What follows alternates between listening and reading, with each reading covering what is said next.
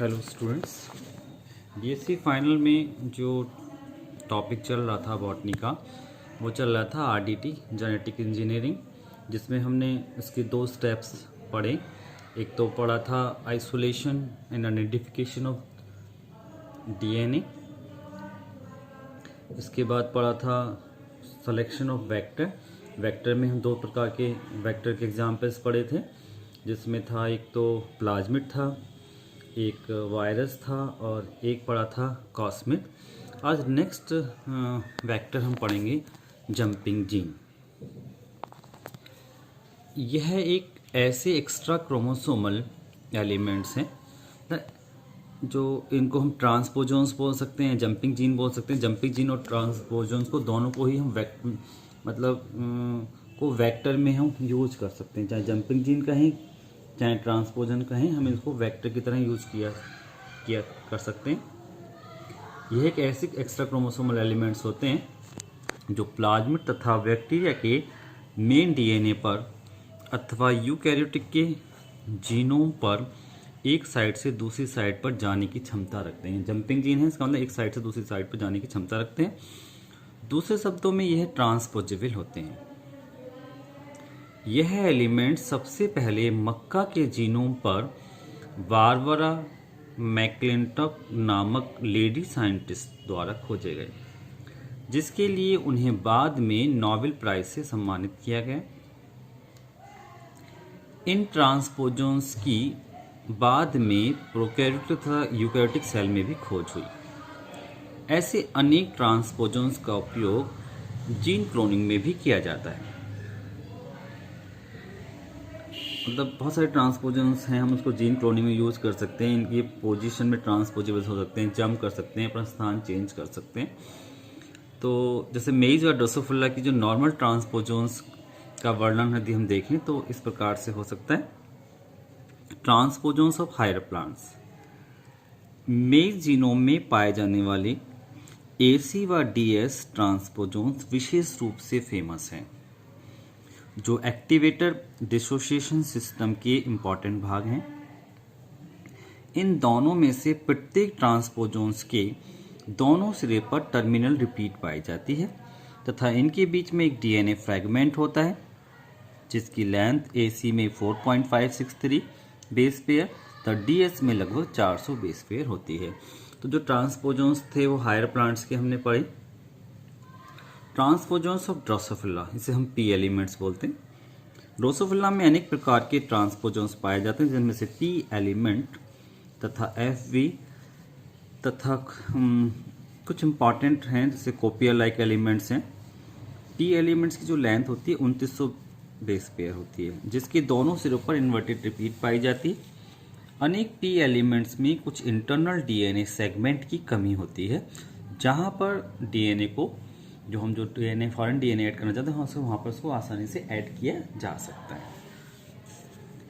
अभी दो प्रकार की स्टेप हमने पढ़ी रिकॉम्बिनेंट DNA की। तीसरी स्टेप जो आती है वो fusion of vector DNA with desired foreign DNA।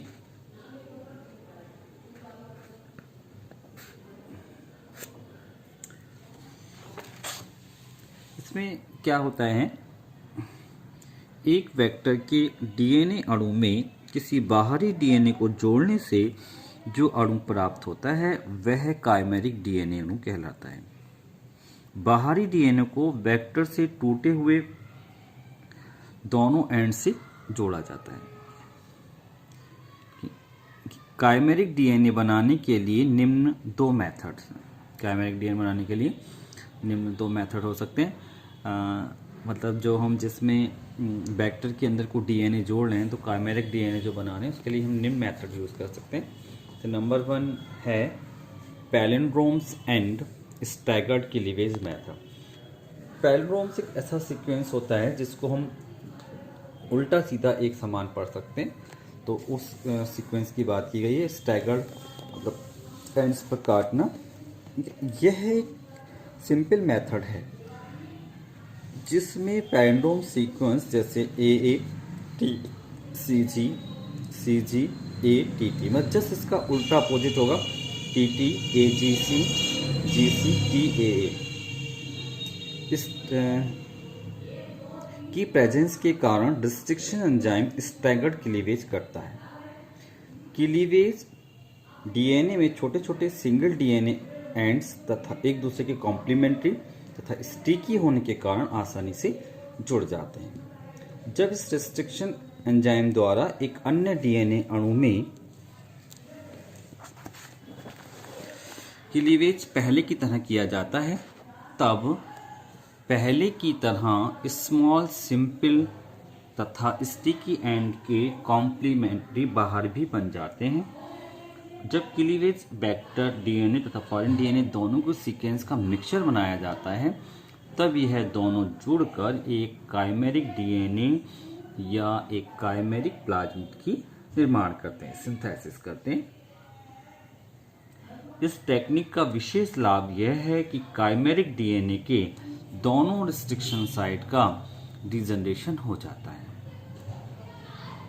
इससे आवश्यकता पड़ने पर इसे एंजाइम द्वारा पुनः क्लीवेज करके काइमेरिक डीएनए से फॉरेन डीएनए वाले जो फ्रेगमेंट था जो हमने ऐड किया उसको अलग कर सकते हैं। इसकी खास बात ये है, और इसको हम डायग्राम में देखेंगे, डायग्रामेटिकली इस चीज को देखें।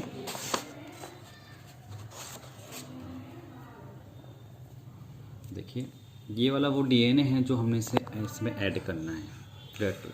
ये वेक्टर है जिसमें प्लाज्मिड वेक्टर जिसमें इस डीएनए को हमें ऐड करना है। देखा इसके जो स्टैगर्ड क्लीवेज करने रेस्ट्रिक्शन है, स्टैगर्ड क्लीवेज करने से हमारे देखा एक एंड ए फ्री हुआ, एक एंड ए फ्री हुआ। इसमें जो सीक्वेंस होगा वो कैसा होगा, पैलिंड्रोम सीक्वेंस होगा। जो सीक्वेंस होता है वो पैलिंड्रोम्स होता है। इस प्रकार से देखिएगा ये वाला सीक्वेंस होगा इसमें।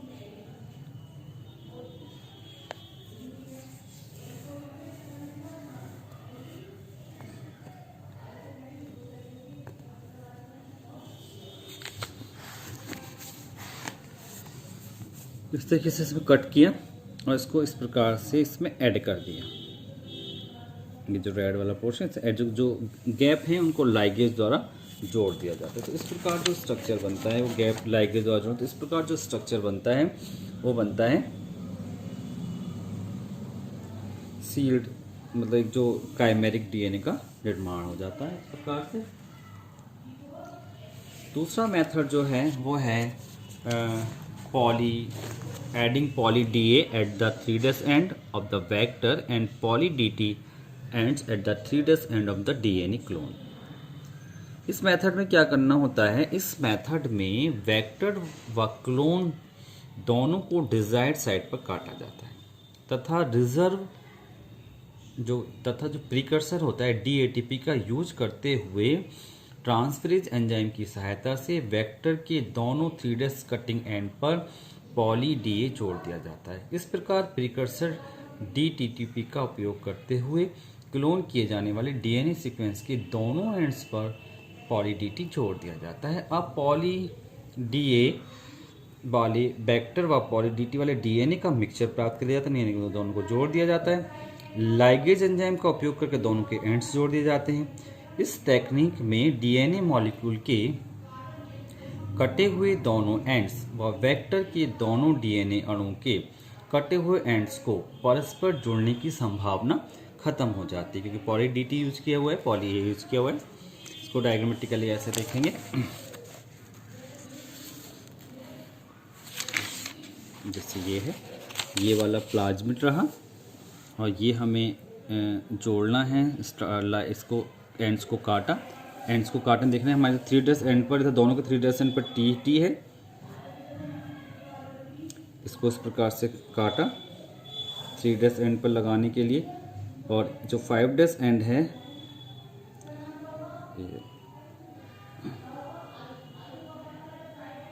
ऊपर T लगा हुआ है, नीचे A लगा हुआ है, तो ये T और A इस प्रकार से आपस में जुड़ जाते हैं।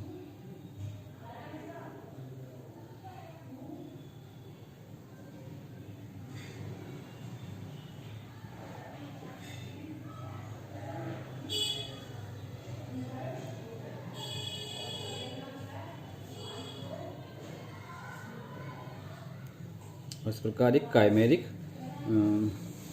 डीएनए का निर्माण हो जाता है। तो इस प्रकार हमने जो RDT था, रिकॉम्बिनेंट डीएनए टेक्नोलॉजी था, उसके हमने जो स्टेप पढ़े, 3 स्टेप पढ़े। चौथा और 5वां स्टेप देखते हैं, आगे इसी सीक्वेंस में चलते हैं अगले स्टेप्स की ओर।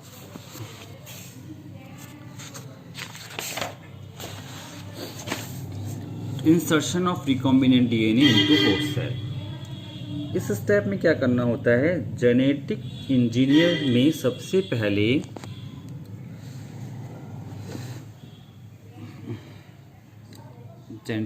पहले एक स्पेसिफिक जीन या डीएनए फ्रेगमेंट को किसी उपयुक्त वेक्टर में ट्रांसफर किया जाता है। क्योंकि यह काइमेरिक वेक्टर सेल्फ रेप्लिकेशन की क्षमता नहीं रखता, इसलिए इसको बैक्टीरिया व यूकैरियोटिक सेल में ट्रांसफर किया जाता है, जहां पर इनका होस्ट सेल के साथ मल्टीप्लिकेशन होता है। तो उनको मतलब होस्ट सेल में ट्रांसफर करना आवश्यक होता है। अगला स्टेप है selection and multiplication of carrying DNA molecule.